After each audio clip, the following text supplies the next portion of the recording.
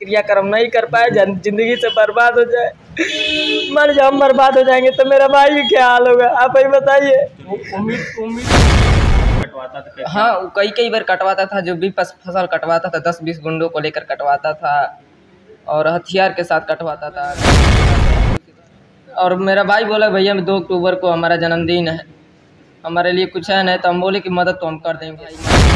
भैया जो प्रेमचंद यादव हैं लोग, उनके परिवार वाले ईटा पत्थर चलवा रहे हैं लोग। और 7 बजे मैंने फ़ोन किया तो भाई मेरा परिवार है और आज इनसे हम बात करने की कोशिश कर रहा हूँ। अभी तक देवेश जी बताइए कहाँ तक मामला पहुँचा है? मामला तो यहाँ तक कि पहुँचा है कि देखिए सरकार अपने कार्रवाई कर रही है। मुझे पूरा भरोसा है कि वो अपना कार्रवाई ज़रूर करेगी और उनकी जो मकान करेगी, जितने मकान उनके सरकारी ज़मीन में हैं सब पर वो कार्रवाई हो रही है।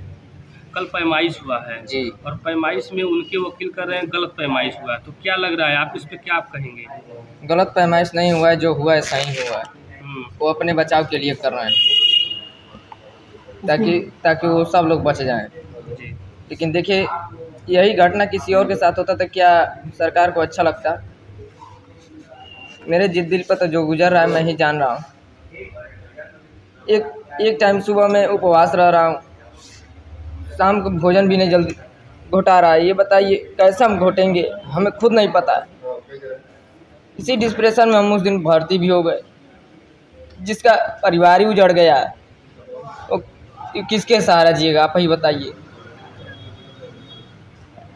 अच्छा देवेश, जो प्रेमचंद यादव थे, इनका आपके परिवार के प्रति क्या रिएक्शन रहता था पहले, ये घटना होने से पहले?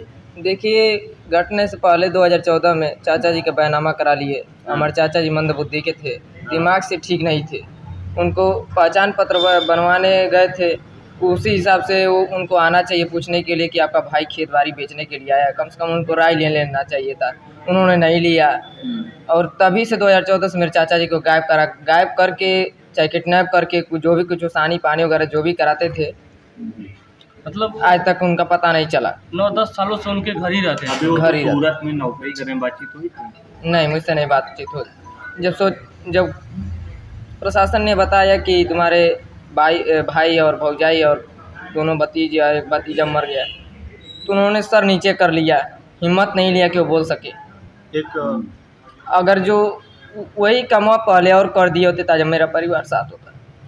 उनकी पत्नी का भी आरोप था कि जो आपके पिताजी निकाल दिए थे उनको, भाई को घर से। नहीं, ये झूठ बात है, इसके लिए मैं सहमत नहीं हूँ। देवेश, आपकी जो फसल थी, क्या पहले भी मृतक? माँ बाप का साया, परिवार साया हट गया, वो बच्चा कैसे जिएगा, कैसे सहारे रहेगा, किसके सहारे, आप ही बताइए।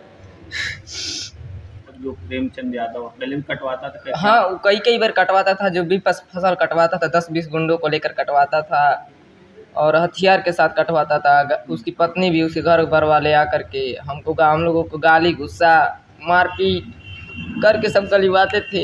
हम लोग बस पीड़ित थे। हम लोग जाए प्रशासन के पास, किसके पास जाए, हम लोग को कागज दबा दिया जाता था। आज मैं कुछ कर नहीं सकता हूँ, लेकिन मैं अब कहूँगा। उनके जब मैंने बलिया चला गया पिंडदान कराने के लिए, त्रिपिंडी था 1 तारीख को शाम को 7 बजे मैं बलिया चला गया और मेरा भाई बोला भैया 2 अक्टूबर को हमारा जन्मदिन है, हमारे लिए कुछ है नहीं, तो हम बोले कि मदद तो हम कर देंगे, तुम्हारे लिए पूजा में मैं जा रहा हूँ और मैं आ जाऊँगा। तभी तो 6 बजे फ़ोन आया भाई का, भैया जो प्रेमचंद यादव हैं लोग, उनके परिवार वाले ईटा पत्थर चलवा रहे हैं लोग। और 7 बजे मैंने फ़ोन किया तो भाई मेरा परिवार ही खत्म हो गया। आज मेरा रोते रोते आंसू भी सूख गया है, मैं कैसे रो, ये बताइए। जिसके माँ बाप का साया, परिवार साया हट गया, वो बच्चा कैसे जिएगा, कैसे सहारे रहेगा, किसके सहारे, आप ही बताइए। देवेश, आपके परिवार के ऊपर एक बड़ा आरोप लग रहा है कि इनके परिवार वाले ही प्रेम यादव की हत्या की है। नहीं, ये बिल्कुल झूठ बात है। कौन? उनकी जो बेटी है उसने कहा है कि आप मार्ग से भाग गए हैं और सुबह बारिश हो रही थी, तो आप कैसे जाते हैं वहाँ पे? नहीं, सुबह में नहीं गए थे हम। कल 1 तारीख को हम शाम को निकल गए।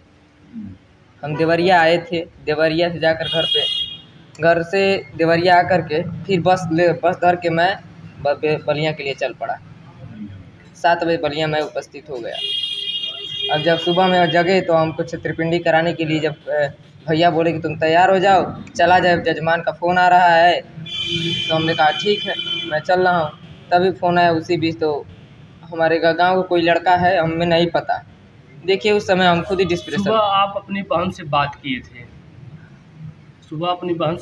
थे, तो बहन आपसे क्या कह रही थी? बहन नहीं बात की, भाई बात किया। जो मैं सच है वह मैं बताता हूँ। दिनेश, अब आपको किस तरह के लोगों का सहयोग मिल रहा है?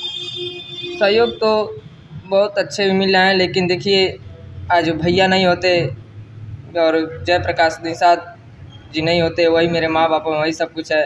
उनको कागज़ दिया गया, हम और हमारे जीजा जी दिए गए, लेकिन उन्होंने दिया प्रशासन में, प्रशासन उनको कागज़ दबा दिया गया। वो भी मेरे पास आए थे, बिलख करके दुखित भी थे, रो भी रहे थे। और जो हमारा भाई है ज़िंदगी और मौत से लड़ रहा है गोरखपुर मेडिकल कॉलेज में, उनके बड़े लड़के विश्वजीत भैया जी ये जा भी रहे हैं काफ़ी मिलने के लिए। और हमारे सलम मणि भैया जी उस दिन नहीं होते तो मेरा समझिए मेरी ज़िंदगी नहीं बची।